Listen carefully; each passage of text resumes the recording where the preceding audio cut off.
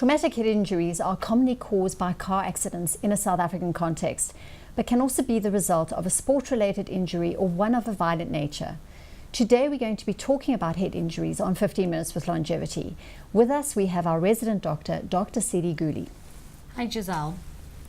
Joining us in studio today is Bianca Burger, the General Manager of Headway South Africa, and we will be discussing head injury and how it affects the patient as well as their family. Welcome, Bianca. Yeah, welcome, Bianca. So, I mean, I think the whole accident with Michael Schumacher has brought, and everyone knows who Michael Schumacher is, old Schumi, F1 champion. Yeah.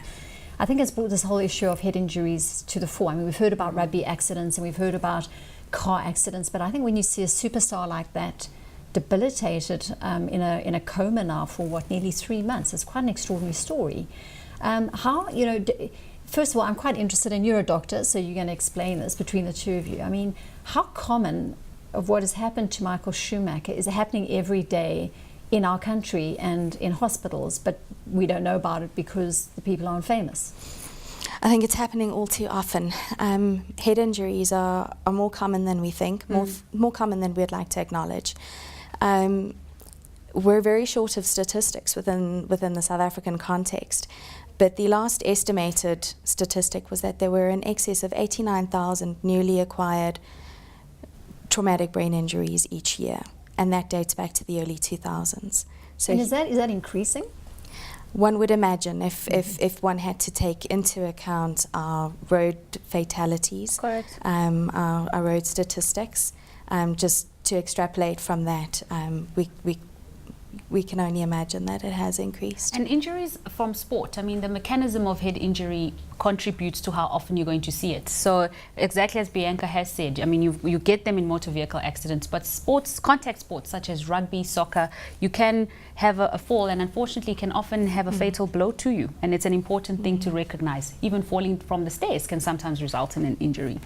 Perhaps what we don't get our head around, literally, is how little the accident has to be to actually have a big effect. I mean, again, I keep referring to Shumi, but in his case, I mean, it's obviously the way that he fell on the object he fell. But you hear these stories too of kids who look fine, who fall, who have in a scrum or whatever it is, or have an injury, and then a couple of hours later they're unconscious. I mean, how does that happen? And maybe you could explain from a medical point of view what actually happens to the brain.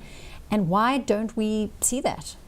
Initially, I mean, from a basic understanding point of view, when someone takes a fall, there is a specific medical questioning that we elicit in the consulting room to establish what are they in danger of I guess an inflammatory process known as brain edema or not. But there are certain alarm signs that you can watch out for that would make you want to keep a patient for 24-hour observation, which is one of the things that we do routinely in an emergency setting for head injury because of exactly what you're saying. Signs come immediately, signs can come within a few hours. But if someone comes in with obvious signs like they are vomiting instantly, their vision has been disturbed for whatever reason, or they're feeling disorientated, there is a signal that we do in the emergency called the Glasgow Coma Scale, which is GCS. Your level of alertness can tell us whether you're going to be a high-risk head injury or not. And oftentimes people don't present to emergency. The child takes a fall, the parent thinks, oh well, he got up, he's fine, and you keep him at home. And that in itself is not the right way to manage a head injury.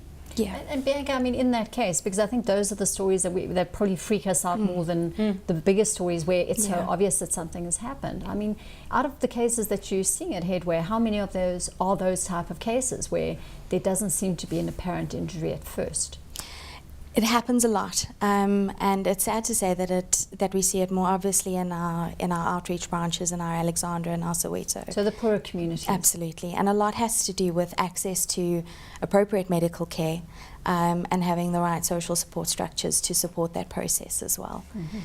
So is it an awareness issue? How do we educate consumers, perhaps, or just everyday people that if they've had an injury, they would need to get it seen to? Well, I think in addition to what's already been said, I think if there's been any loss of consciousness, that is probably your first and foremost sign to have it checked out. And better be safe than sorry. And if there hasn't been a loss of consciousness, or it has been very brief? Even though it's been brief, one still needs to go and see a medical doctor to be assessed. Okay, so let's maybe just talk a little bit about, are there things that we can do to avoid this from happening? I mean, I think car accidents, really pretty much you can't avoid it at all. I mean, they're accidents. So it happens, and usually in those situations you probably get the best treatment because there's a readiness around it. I think the ones that are always the worrying ones is where it's not a big traumatic accident. So are there some pointers, you know, and are, for example, in sports, are the sports administrators and the people who are running, you know, who have oversight of these activities, are they being trained better to be more careful, or, you know, to provide awareness around this? Well, I think if we could come back to the road, you know, the South African road situation, I think we've got to look at a lot of the contributing factors that contribute towards motor vehicle and pedestrian accidents. So there's a huge focus on don't drink and drive. We're advocating don't walk and drive because a number of our members have actually been injured as pedestrians whilst walking under the influence. So don't drink and walk. I think there again, if somebody is under the influence of alcohol or any other substance, we find that they're more at risk to engage in high-risk behaviours such as speeding, not wearing your seatbelt, and then again off those high things into shallow pools. Exactly. Yes, the daredevil syndrome. Yeah. So more than 50% of our traumatic brain injuries are acquired to motor vehicle or pedestrian vehicle accidents. You mentioned falls as well. So more than 25% are attributed to falls. So it could be something as simple as, you know, tripping up a flight of stairs or tripping down a flight of stairs. And there again, if you're under the influence or you're engaged in a sporting activity, a fall can be the cause of a brain injury, if you bump your head quite seriously. And then of course we've got the assault. So I think something else just to bring awareness to is that our highest risk are our males. We're not surprised about that. No, and not really. and males between the ages of 25 and 45. Okay. And we mentioned children and parents. Yes. So again, children under the age of 5, and then of course the elderly.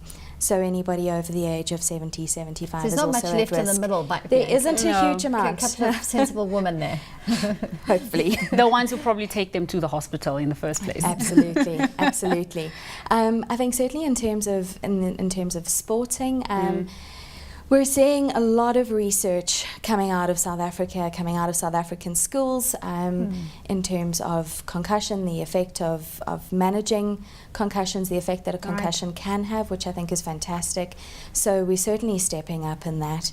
There again, I think we just need to promote these programs, be introduced within the schooling system. Let's talk a bit about, I mean, the headgear story, because I mean, I actually know mothers who don't want their sons to play combat, you know, sports where there's some form of strong physical contact. They call them contact sports. Are kids and people engaged in these sports wearing enough protective headgear? Because again, from what I see, they don't. I mean, I think there's quite a bit of ego attached to like sprinting down the field with the hair blowing in the wind and whatever. And shouldn't they all be wearing protective helmets? Well, certainly with some form. Well, when it comes to the rugby and the soccer, I think that's difficult to comment on. But certainly with your motorcycling, mountain biking, and so on, compulsory. Still, when you see mums and dads and children out and about on weekends, you don't see them following through with that. What is the risk of when you're soothing your child and you're bobbing it up and down? Is there real risk for head injury, and should people be concerned about head injury when trying to comfort the baby and you unfortunately do that maneuver? I think what we see with shaken baby syndrome is really a vigorous shaking of the child. So it's I think soothing, we all tend to rock or we all tend to bounce, but it needs to be a vigorous action. I think again always with newborns and infants, again to remember to always support the neck, the child's neck, because there is very, very little neck control. So one would think and one would hope that if a mum is just common sense prevails more often than not in these situations. Are there any other syndromes where people are more likely to be vulnerable to head injuries? Well, the theory is that if you've had one head injury, you're at risk for another. So I think that's always important to take into account. And then again, a lot has to do with one's social behavior and social interactions. Okay. I'd just like to ask very quickly, now let's say we're in a situation where an accident has happened and you suspect a head injury. Let's just talk quickly through that. What should you do if you are a helper in that situation? You're a conscious helper. First and foremost, get help. You know, we used to speak about the golden hour at a scene. We're now at the platinum 10 minutes. So 10 minutes. 10 minutes. So one needs to get into an acute setting where you can get help as quickly as possible. And no movement of the head of the actual person that you're trying to help, because that's often Absolutely, something we gravitate yes. towards, is to stabilize people, but sometimes when someone is moved by a non-medical professional, it can cause more harm than good. Yes. Now let's talk about prognosis, and maybe you also want to come in here. So I'm ever hopeful that Michael Schumacher is going to come out of his coma, although, you know, when you read the reports now, and he has been so long in it, what are the survival rates of traumatic head injuries? Is that a bad question? Is that a bad answer? Not a good question, but a bad answer. It's definitely a neurologist kind of question, but there is perspective around traumatic head injury. It definitely depends on the extent of the swelling and inflammation around the brain and how long that lasts. So the longer you're in that state of what we call edema and inflammation, the slower the recovery is going to be. Also remember that the brain is your CEO of oxygen, and it relies on oxygen and glucose to sustain itself from a functionality point of view. The longer it's deprived of those key things, the slower the recovery. In general, the prognosis of the kinds of injuries like Michael Schumacher's type, it's less than 10%. But you've got science and spirituality, all sorts of dimensions play in this game. So the scientists do what they can do, and hopefully there are other ways that people make miraculous recoveries. Yeah. So you'll excuse the pun. Are we going to make headway, Bianca? We certainly hope so. Great. Yeah. Well, I mean, it's certainly, it's a subject we don't like to, we don't like to confront these things, but I think it's really important. And again, if you're in that situation, you really need to use your head. And be very careful out there. Definitely. Well, thank you very much for coming in the studio, Bianca, and hopefully we will make headway in this whole area. I thought a very good takeout from today's program, if we think about a head injury, is just to observe a person if they are vomiting, if they display any signs of unconsciousness, if there is any nausea. You should really take them to a specialist as soon as you can. Very important, any of those symptoms occur. Thank you so much for joining us, and we'll see you here next week for your weekly dose of health news. Stay well, be healthy, and have a great weekend.